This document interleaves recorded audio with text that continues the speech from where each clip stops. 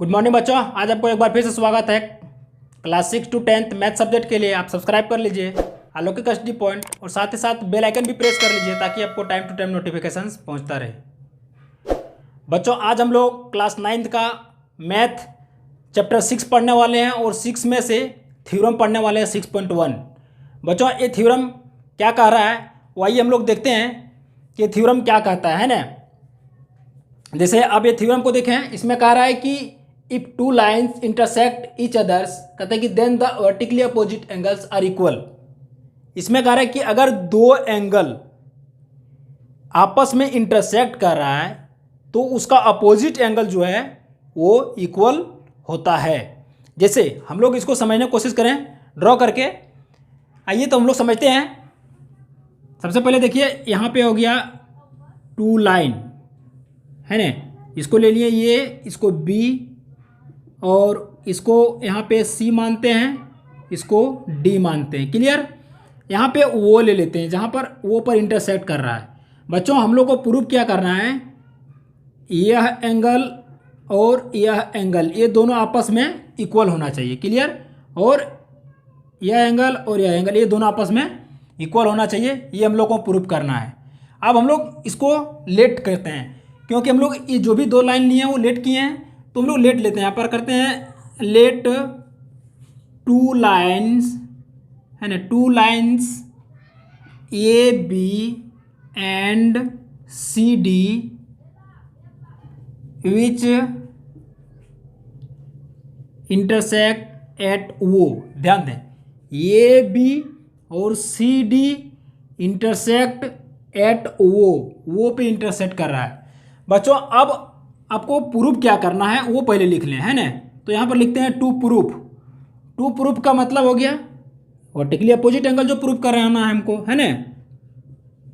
जैसे angle A O C, figure में आप नोट करें, angle A O C equal to किसका होना चाहिए, एंगल बी ओ डी का होना चाहिए। जैसे angle A O C B O D के बराबर में होना चाहिए। क्लियर। अब सिमिलरली हम लोग और एंगल बचा हुआ है, angle A O D, angle A O D equal to angle B O C, angle B O C. ये आपको प्रूव करके दिखाना है कि इसके बराबर में ये होता है कि नहीं, इसके बराबर में ये होता है कि नहीं। तो बच्चों सबसे पहले इसको समझने के लिए हम लोग को एक आसान तरीका ढूंढना पड़ेगा, और वो आसान तरीका क्या हो सकता है वो मैं बता रहा हूँ है ना। वो आसान तरीका है, जैसे देखिए आप यहाँ पर कोई नेम दे दीजिए, एंगल 1 दे दीजिए, यहाँ पे एंगल 2 दे दीजिए, एंगल 3 और एंगल 4। इसको जैसे मैं यहाँ पर लिख दे रहा हूँ इसको नोट में है ना, ये आप नोट में समझ लें। एंगल ये वो सी इक्वल टू एंगल 1 ये मैं माना हूँ है ना। एंगल ये वो डी इक्वल टू एंगल 2 माना हूँ। एंगल डी वो बी इक्वल टू एंगल 3 माना हो।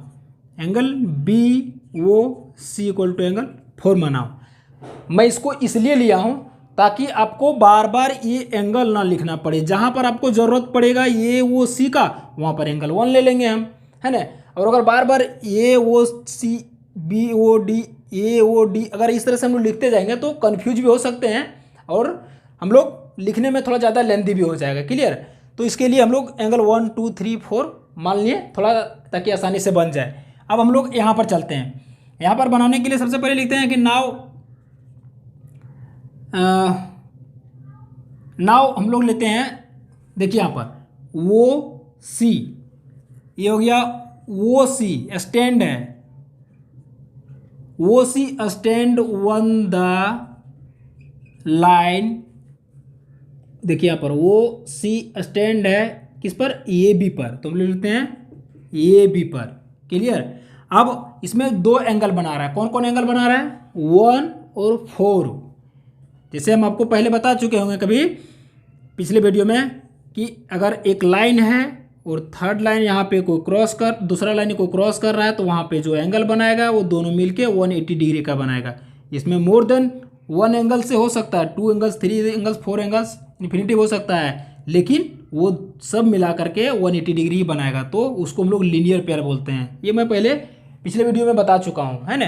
तो आज हम लोग वही चीज़ यहाँ पर हम लोग पढ़ना है कि angle 1 plus angle 1 plus angle 4 equal to क्या होगा 180 डिग्री। ये क्यों होगा ये हम लोग को रीजन लिख देना है, लीनियर पेयर, इस कारण हम लोग को बनाना है ना।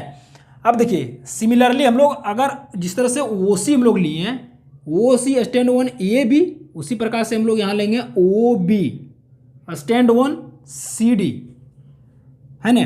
तो यहाँ पर लिखते हैं OB stand 1 the line CD। Clear. देखिए अब इसमें भी दो लेन एंगल बना रहा है, एंगल 4 और एंगल 3। यहाँ पर लिख देंगे angle 3 plus angle 4 equal to 180 degree. इसका भी रीजन हम लोग क्या लिखेंगे, लीनियर पेयर, है ना। ये लीनियर पेयर से हो गया। अब देखिए हम लोग इसको इक्वेशन 1 मान लेते हैं, इसको इक्वेशन 2 मान लेते हैं। अब इसको हम लोग लिखेंगे यहाँ पर therefore equation 1 and from equation 1 and 2, equation 1 और 2 से अब ध्यान देना है कि इक्वेशन 1 और 2 में, इक्वेशन 1 में क्या है angle 1 plus angle 4 equal to 180 degree, इसमें क्या है angle 3 plus angle 4 equal to 180 degree. अब देखिए राइट साइड दोनों तरफ 180 डिग्री है, तो उसको हम लोग कैंसिल कर देते हैं।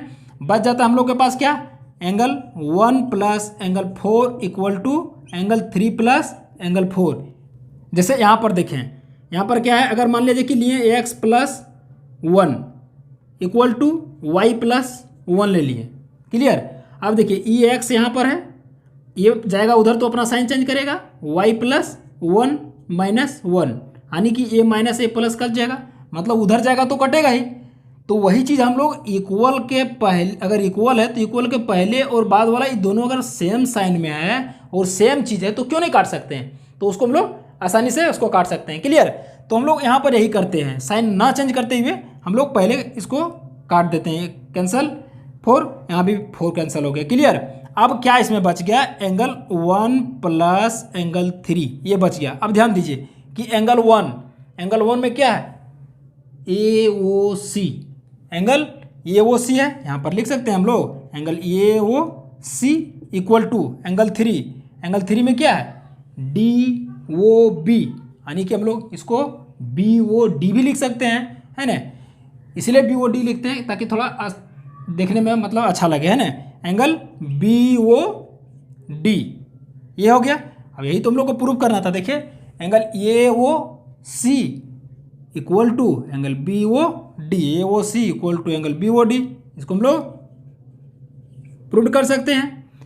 अब आपको ध्यान देना है, हम लोग अगर ये वाला प्रूफ अगर करना चाहें तो फिर से हम लोग को यहाँ से यहाँ तक क्लियर करना बनाना पड़ेगा, है ना। तो हम लोग को वही चीज़ है, वही फिगर है, तो हम लोग को उतना ना करके हम लोग को एक चीज़ ध्यान में रखना है कि हम लोग यहाँ पर सिमिलरली लिख दें, है ना। सिमिलरली एंगल क्या बच गया, angle 1 plus angle 1 equal to angle 3, ये प्रूफ हो गया। बच गया क्या, एंगल 4 इक्वल टू एंगल 2। अब यहाँ पर लिख सकते हैं एंगल 4 इक्वल टू एंगल 2। अब ध्यान दीजिए एंगल 4 में क्या है BOC, angle BOC equal to 2। Angle 2 में क्या है AOD, यहाँ पर लिख सकते हैं एंगल AOD। देखिए ये इक्वल हो गया और प्रूफ भी हो गया। अब देखिए क्वेश्चन में क्या है, पहले AOD हम लोग माने तो ये प्रूफ तो हो गया, लेकिन अब जो पहले प्रूफ में हम लोग लिखे हैं कि हम लोग इसको प्रूफ करना है, तो उसी प्रकार से अरेंज करके इसको लिख देते हैं angle AOD equal to angle BOC, ये प्रूफ लिख देंगे। क्लियर। तो बच्चों आई होप आपको यह समझ में आ गया होगा। अगर समझ में आ गया होगा तो आप ज़रूर लाइक कीजिएगा, सब्सक्राइब कीजिएगा और कमेंट कीजिएगा, क्योंकि आप अगर लाइक करते हैं, सब्सक्राइब करते हैं, कमेंट करते हैं तो वो मेरा स्ट्रेंथ बनता है और मैं उतना ही बेहतर तरीके से आपको उसको क्वेश्चन का सॉल्यूशन दे पाऊंगा और उतना ही अच्छा तरीका से मैं बताऊंगा, है ना। आप कमेंट करके बताएं कि कोई क्वेश्चन में समझ में नहीं आया।